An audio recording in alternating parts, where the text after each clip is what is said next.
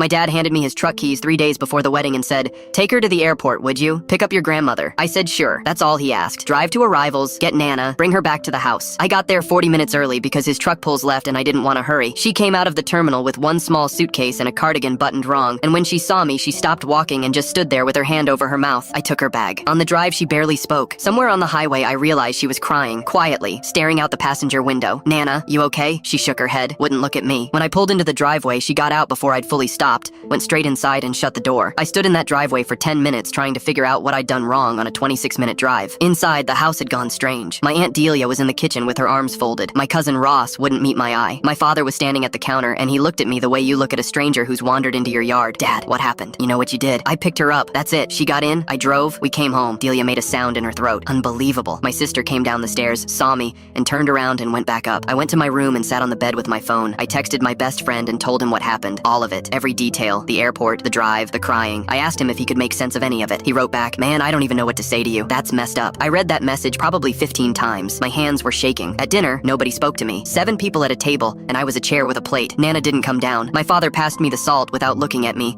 and something in my chest cracked open. I stood up. Somebody has to tell me what I did. I'm not guessing anymore. The silence sat there. Then my grandmother spoke from the doorway. Nobody had heard her come down. "You didn't take the long way," she said. I turned around. "What?" "Off the highway, past the water tower and the old mill." Her voice was steady, but her eyes were wet. "That's the way we always came home." "Nana, I didn't know. Your grandfather drove me that way from that airport for 41 years, every single time. It was the last drive we took together." She held onto the door frame. "I asked your father to send someone who knew. I asked him to send someone who'd remember." I looked at my father. He was staring at the tablecloth. "You never told me," I said. "Any of you. Not once." "You should have known," Delia said. "How?" My voice came out louder than I meant. "How would I know that? Who told me?" "Grandpa died when I was 6. I was 6 years old." Nobody answered. And then, very quietly, my father said, "I forgot you were that young." The whole room stopped. He looked up at me, and I watched something come apart in his face. The realization landing on him all at once, in front of everyone. "I forgot," he said again. "I've been so angry at you for 2 hours, and you weren't even old enough to remember him." Delia opened her mouth and closed it. I looked around that table at every person who'd spent the afternoon deciding I was a bad man, and I understood that not one of them had asked me a single question. They'd been told I failed something, and they'd all agreed, and none of them had bothered to check whether I'd ever been given the test. Nana crossed the room. She was so small. She put her hand flat against my chest. "That was cruel of me," she said. "I punished a boy for a thing he was never taught." I put my hand over hers, and I couldn't say anything at all. The next morning, she knocked on my door at 6:30, holding her coat. "Get the keys," she said. We drove out to the airport with the sun coming up,